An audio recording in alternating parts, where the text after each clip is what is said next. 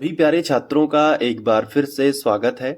और प्रश्नावली 5.2 में आगे बढ़ते हुए अब हम इसका 9वां प्रश्न हल करेंगे।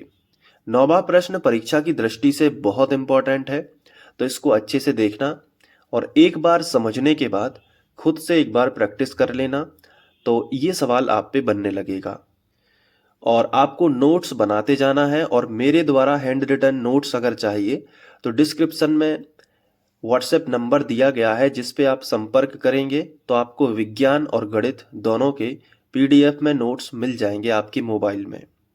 तो चलिए फिर इस क्वेश्चन को अच्छे से शुरू करते हैं। इसमें दिया गया है कि यदि किसी एपी मतलब अर्थमेटिक प्रोग्रेशन समांतर श्रेणी के तीसरे और 9वें पद क्रमशः 4 और -8 है। मतलब तीसरा पद होगा 4 और 9वां पद होगा -8। क्योंकि क्रमशः शब्द का मतलब होता है कि जो पहले नंबर पे लिखा है उसका संबंध पहले अंक से होगा, और जो दूसरे नंबर पे लिखा है उसका संबंध दूसरे अंक से होगा। इसलिए तीसरा पद जो है वो 4 होगा, और तीसरे के बाद आया है 9वां, तो 9वां पद होगा -8। समझ गए? ठीक है। इन्होंने पूछा है कि इसका कौन सा पद शून्य होगा, तो ये तो हम मान लेंगे कि माना nवां पद शून्य होगा, और n का जो भी मान आएगा वही पद शून्य होगा। ठीक है, उतने नंबर का पद शून्य होगा। लेकिन कोई एपी आपको दी जा रही है और आपको हिंट दी जा रही है कि तीसरा पद तो हम बता सकते हैं कि तीसरा पद 4 है, और 9वां पद भी हम बता सकते हैं कि 9वां पद क्या है, -8 है। तो इसी से हम समीकरण बनाएंगे। तीसरा पद 4 रहेगा तो यहां से एक समीकरण बनेगा, और 9वां पद -8 रहेगा तो यहां से भी एक समीकरण बनेगा। तो चलिए फिर शुरुआत करते हैं। सबसे पहले हम लिखेंगे दिया है, और यहाँ पे तीसरा पद कितना दिया गया है, 4, तो हम लिखेंगे A3। ये तीसरा पद कहलाता है, तो A3 हमें दिया गया है 4। तो A3 का हम फॉर्मूला बना सकते हैं। कोई भी पद हो, A तो आगे रहता ही है और फिर लगता है प्लस का चिन्ह, और जौन सा भी पद है उसमें एक घटा के डी चिपका दो। तो तीसरा पद है तो 3 में एक घटा दो तो कितना हो जाएगा, 2, और फिर डी चिपका देंगे। तो a + 2d बराबर कितना हो जाएगा, 4। समझ पा रहे हो ना? तीसरा पद है तो a + 2d बराबर 4, और ये अपना समीकरण 1 बन जाएगा।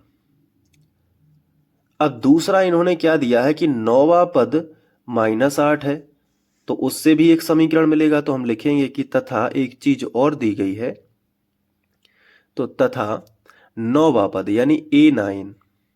9वां पद कितना दिया गया है, -8 दिया गया है, तो 9वां पद हमने लिखा कि -8 दिया गया है। अब 9वें पद का फॉर्मूला क्या होता है, a + 8d। ठीक है, कैसे? कोई भी पद हो a तो फिक्स रहता है, और जौन सा भी पद है उसमें एक घटा दो और d चिपका दो, फॉर्मूला बन जाता है। तो ये तो मैं कब से आपको बता रहा हूं, ठीक है, तो ये तो याद ही हो गया होगा। तो 9वें पद का फॉर्मूला a + 8d आपने खुद बनाया है, और बराबर है तो बराबर, और -8 लिखा है तो यहाँ पे भी हम -8 लिख देंगे, और ये अपना बन जाएगा समीकरण नंबर 2। अब समीकरण 1 व 2 से हम a और d के मान निकालेंगे, और फिर हम यहाँ पे n का मान निकाल लेंगे।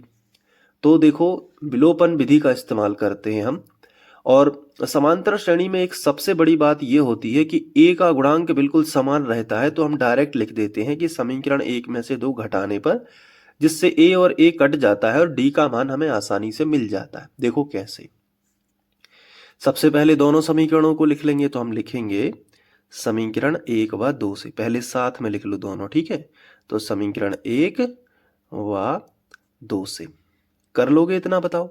तो समीकरण 1 व 2 से, तो समीकरण 1 को लिख लो पहले, क्या है, a + 2d बराबर 4। ये है अपना समीकरण 1। उसके साथ में समीकरण 2 लिख लो, जो कि है a + 8d, और बराबर कितना है, -8।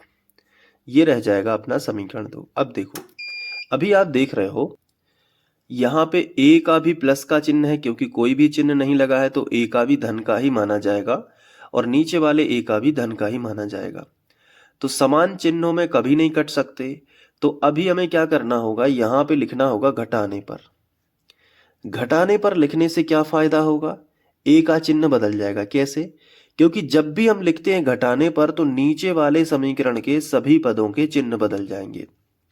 यानी कि अगर ये धन का है, इसका ओरिजिनल चिन्ह धन का है, तो उसमें गोला लग के ये माइनस में हो जाएगा। लेकिन एक बस का नहीं बदलेगा, नीचे वाले समीकरण के केवल सभी पद का, ये भी और ये भी। तो ये धन का 8D है, तो ये इसमें धन के चिन्ह में गोला लग जाएगा और ये माइनस का हो जाएगा। ये माइनस का है तो इसमें गोला लग के ये प्लस का हो जाएगा। समझ पा रहे हो ना? अब देखो क्या होगा। ऊपर का धन का ये और नीचे का माइनस का ये दोनों कट जाएंगे, तो क्या बचेगा? 8 में से 2 गई तो कितना बचा? 6, तो माइनस का 6D बच जाएगा। और बराबर देखो यहाँ पे 8 धन के और 4 धन के, तो दोनों धन धन के हैं, तो 8 और 4 12 जुड़ जाएंगे, दोनों धन धन के थे। अब ये लेकिन माइनस का D आया है, माइनस का 6D, तो D का मान निकालना है, तो माइनस का जो 6 है ये गुणा में है, गुणा वाली संख्या बटे में लेके आओ, तो D बराबर हो जाएगा 12 बटे माइनस का 6। तो 6 से काट दो, 6 दूनी 12, तो D बराबर कितना हो जाएगा? देखो माइनस ऊपर आ जाएगा तो माइनस का 2 हो जाएगा, तो D का मान है माइनस का 2। अब D का मान हम समीकरण 1 में रख देंगे, ठीक है, यहाँ पे, तो A का मान मिल जाएगा। तो आगे हम लिखेंगे कि D का मान समीकरण 1 में रखने पर, D का मान समीकरण 1 में रखने पर, ठीक है, तो चलो रख देते हैं। तो ये है अपना समीकरण 1। यहाँ पे a + 2d बराबर 4 है, तो a + 2 और d की जगह पे d का मान -2 और बराबर कितना है? 4। देखो बराबर कितना है? 4, तो रख दिया। अब इसको सॉल्व बस करना है, तो a प्लस माइनस का माइनस और 2 दूनी 4 हो जाएगा और बराबर कितना हो जाएगा? 4। अब ये माइनस का 4 इस तरफ चला गया तो प्लस का, तो a बराबर 4 + 4 और 4 और 4 कितने हो जाएंगे? 8 हो जाएंगे। तो a का मान आ गया 8 और d का मान कितना है? -2। तो ये हमें पता चल गया a का मान और d का मान। तो इन्होंने पूछा है कि कौन सा पद शून्य होगा, तो इसी भाषा में लिखेंगे कि माना nवां पद शून्य होगा। तो हम लिखेंगे माना nवां पद शून्य होगा। nवां पद क्या होगा? शून्य होगा। इसी भाषा में हमने लिख दिया कि माना nवां पद शून्य होगा। तो nवां पद क्या होता है? an। तो nवां पद क्या होगा? शून्य होगा, तो बराबर 0 लिख दिया। लेकिन an का फॉर्मूला कैसे बना सकते हैं? कोई भी पद हो, a तो फिक्स रहेगा और जौन सा भी पद है उसमें 1 घटा के d चिपकाओ। तो ये nवां पद है, तो n में 1 घटा के d चिपकाओ, तो nवां पद, तो a + n - 1 × d और बराबर कितना हो गया? 0 हो गया। अब a का मान कितना है? 8 है, तो a की जगह पे 8 लिख दो, प्लस है तो प्लस n-1 और d है, तो d की जगह पे कितना रख दो? -2, तो d की जगह पे हमने -2 रख दिया और बराबर कितना है? 0, तो 0 रख दिया। अब a 8 है, उसको लिख दो और देखो, या फिर एक काम करो, 8 का पक्षांतर इस तरफ कर लो, तो हम आधा सवाल यहाँ पे कर लेते हैं। 8 का पक्षांतर इस तरफ करो, तो अब यहाँ से लिखना शुरू करो, n-1 और -2 लिख दो। अब 0 तो यहाँ पे था ही, 8 का इस तरफ पक्षांतर करो तो -8 हो गया। अब देखो ये -2 गुणा में है और गुणा वाली संख्या बटे में, तो n-1 बराबर हो जाएगा -8 और बटे -2। माइनस से माइनस कट जाएगा, 2 एकम 2 और 2 चौके 8, तो n-1 बराबर कितना हो जाएगा? 4। माइनस का 1 इस तरफ लेके आओ, तो n बराबर हो जाएगा 4, कोष्टक लगाने की जरूरत नहीं है। माइनस का 1 इस तरफ आ गया तो प्लस का 1 हो गया, तो n बराबर कितना हो गया? 4 और 1 5। अतः पांचवा पद शून्य होगा। जैसे पूछा गया था ना n का मान कितना आ गया? 5, तो nवां पद शून्य होगा, तो पांचवा पद शून्य होगा। तो लिखेंगे कि अतः पांचवा पद क्या होगा? शून्य होगा। बन जाएगा। अब बताओ ये सवाल कितना आसान है। तो इसको अच्छे से सिस्टमैटिक वे में कर लेना। मैं आपको बता देता हूँ, यहाँ से अच्छे से लिख लो, यहाँ से लिखना स्टार्ट करो, ठीक है। इसके बाद यहाँ से, फिर इसके बाद ये, फिर इसके बाद ये।